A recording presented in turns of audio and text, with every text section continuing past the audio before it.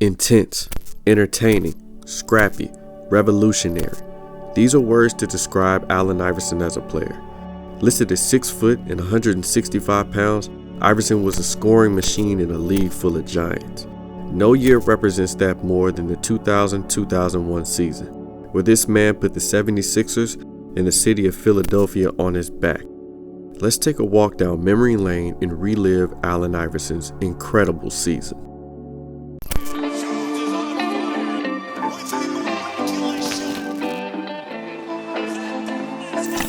In order to tell the full story, we'll have to go back to the season before. The 1999-2000 76ers finished with a record of 49-33. The season got off on the wrong foot when Iverson broke his thumb and had to miss 12 games because of it. However, after the All-Star break, they found something, posting a 7-game winning streak in March and winning 7 of their final 9 games to end the season. The Sixers gentlemen swept the Charlotte Hornets in 4 games. This was when the first round was a best-of-5 series, but they would lose in the next round to the eventual Eastern Conference champions Indiana Pacers in 6 games. Allen Iverson was magnificent all season long. He made his first All-Star game appearance and was second-team All-NBA, but the NBA was still sort of a big man's game. The only small guard to lead his team to the promised land was Isaiah Thomas with the Bad Boy Pistons. Shaquille O'Neal was the league MVP and reigning over the league as an NBA champion and Finals MVP. In order for the Sixers to even have a chance at the Finals, more would be required from Iverson. They called him the answer for a good reason. Coming into the 2000-2001 season, a hungry Allen Iverson and the 76ers started off their season with 10 straight wins. Let's look at some of the key players behind this squad. Eric Snow, the point guard, and the only person on the roster with NBA Finals experience. George Lynch, the small forward, a nice defensive piece who chipped in with some scoring. Tyrone Hill, the power forward, a nice defensive piece who chipped in with some scoring. See a trend here? Theo Ratliff, the center, who was having a career year and was super important for the 76ers this season, until he wasn't. We'll get to that later. Then there's the scoring machine, Allen Iverson, the shooting guard, who was all-world this season, taking his game to heights he hasn't gone before. Oh, and let's not forget Aaron McKee, the 6-man shooting guard, who will also log some starting minutes in a portion of the regular season and the playoffs. The team worked because it was built around what Iverson did best, score. That was Iverson's job. The other 4 of the 5 starters were there to do the dirty work, defense, rebounding, and to chip in scoring when they could. The coach of this team was the legendary Larry Brown, a basketball savant who emphasized to all the teams he coached throughout his career to play the right way. Him and Iverson had some creative differences since he took the job in 1997, but in 2000, they turned a corner and gained some understanding. Nothing showed that understanding more than the 2001 All-Star game. The Sixers were rolling with an Eastern Conference leading 36-14 record at the break. Larry Brown was the All-Star coach, and Iverson was an All-Star starter.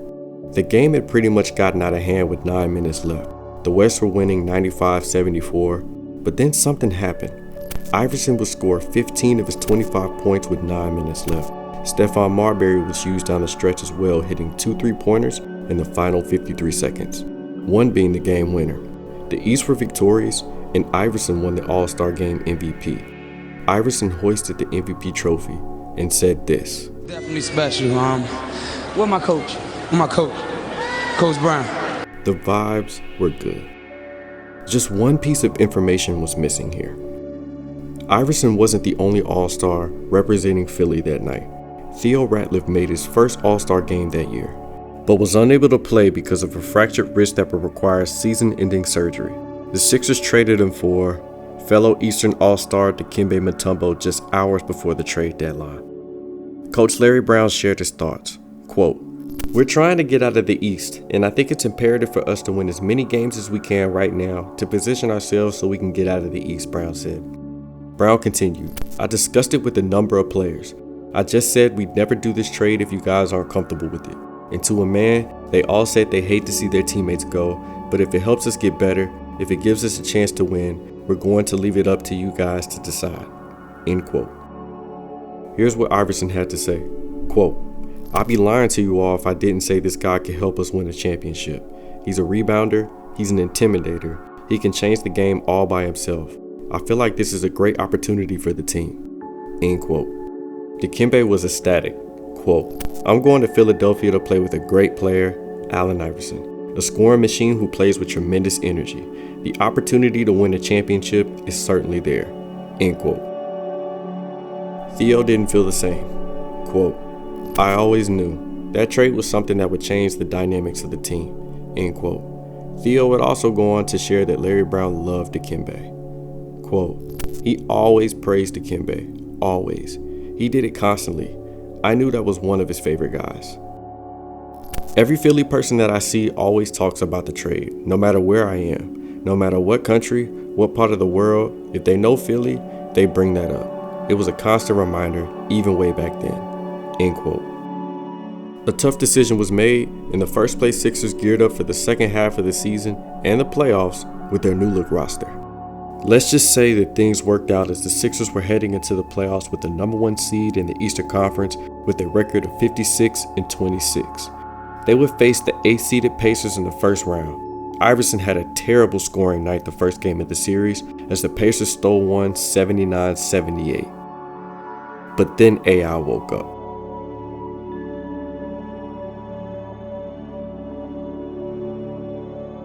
The Pacers didn't win another game as the Sixers rolled into the second round on the back of Iverson's 3-game tear.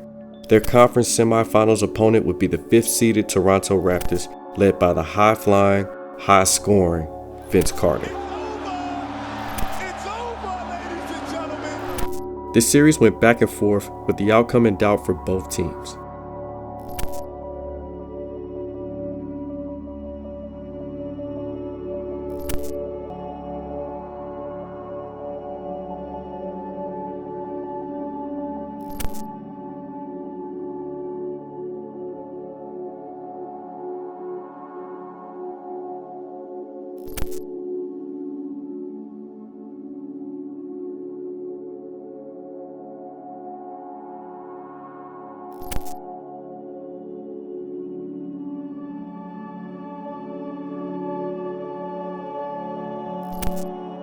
The possible difference? Vince Carter graduated in college. He attended the graduation ceremonies for his alma mater, University of North Carolina, the day before Game 7. An interesting choice, but it was his to make. He just torched the Sixers in Game 6, but Game 7? Not so much. Was it because he was too tired? Who knows? The game came down to one shot. But what if Vince didn't have such a busy day before the game? We'll never know. Quote, "I survived. I was there. I played, did what I needed to do," Carter said. "It all came down to one shot. It could have been a great day or a terrible day. I don't let what people say, I don't let people's opinions hold me down. I don't let it bother me." End quote. We love Vince Carter, but this is about Allen Iverson and the 76ers, and the Milwaukee Bucks are waiting on them. And this team is no joke.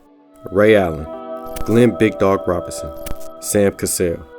These guys were more than capable of giving Iverson and the 76ers all they could handle. But Iverson was game, winning Game 1 with a solid performance, but Game 2, man, not so much. The problem was Iverson had hurt his hip from a hard fall he took in Game 7 of the Raptors series. He couldn't go for Game 3 and opted to stay at home. Coach Larry Brown shared his thoughts, quote, "He wants to play, but he's hurt too bad. Rather than come here and sit on the bench for 2.5 or 3 hours, we thought it best he stay home. I left it up to him. I didn't think it was my place to make a decision for him. I'm proud of what he's done. I really appreciate the fact that he tried to play the first 2 games being as banged up as he was, and hopefully we'll get him well. The big issue is how long I can go with Eric Snow and how many minutes he can give us. That is a real key." End quote.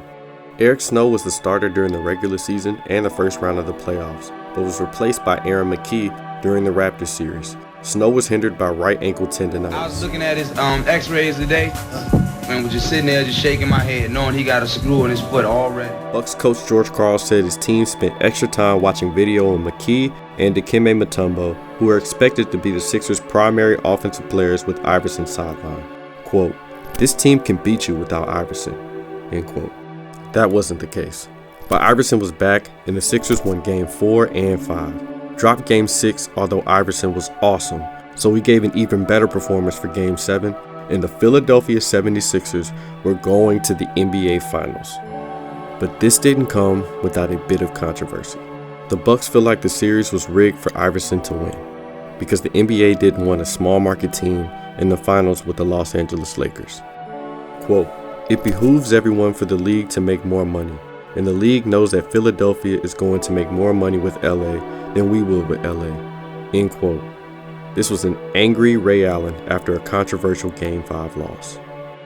Allen said members of his family had told him that they were sitting across the NBA Commissioner David Stern on a Sunday and noticed him stand up to watch a replay after it appeared Allen got away with committing a foul against Iverson that wasn't called. Quote, "He jumped up real mad like he was cheering for Philly." End quote. To recap the series, Philly's wins in Game 1 and 4 swung on a controversial lane violation and 2 egregious no calls. The Sixers finished with advantages of 186 to 120 in free throws, 12 to 3 in technical fouls, and 5 to 0 in flagrant fouls. Glenn Robinson, one of Milwaukee's top 2 scorers, didn't even attempt a free throw until Game 5. Bucks George Karl and star Ray Allen were fined a combined $85,000 after the series for claiming the NBA was rigged. Like the quote Ray Allen just gave. In Game 5, Milwaukee's best man, Scott Williams, was charged with a flagrant foul, but not thrown out, only to be suspended and probably for Game 7. All of this is weird. But the series did go 7 games, and whether they want to believe it or not, the Bucks had their chances. Plus, again, Iverson was amazing in Game 7. And now the reward was a trip to the NBA Finals against possibly the deadliest 1-2 punch ever, Shaq and Kobe, who have been waiting on them after their 4-game sweep of the San Antonio Spurs. They haven't lost a game in the playoffs yet. Kobe Bryant was on another level, and Shaq, how do you guard that? The Sixers have had to endure back-to-back 7-game series to get here, and everything that comes with that. The Lakers, on the other hand, were a juggernaut, bullying the league with the biggest bully of all. June 6, 2001, Staples Center, Game 1 of the NBA Finals. How do you respond? By having the greatest Game 1 Finals performance ever. 48 points, 6 assists, 5 steals, 5 rebounds. And in overtime thriller, Iverson did any and everything to seal the win, including this.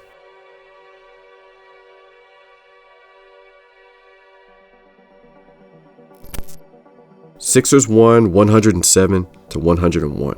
They punched LA in the mouth and take a 1-0 finals lead, handing the Lakers their first loss during this playoff run. Maybe it is possible. Maybe they can do this. And then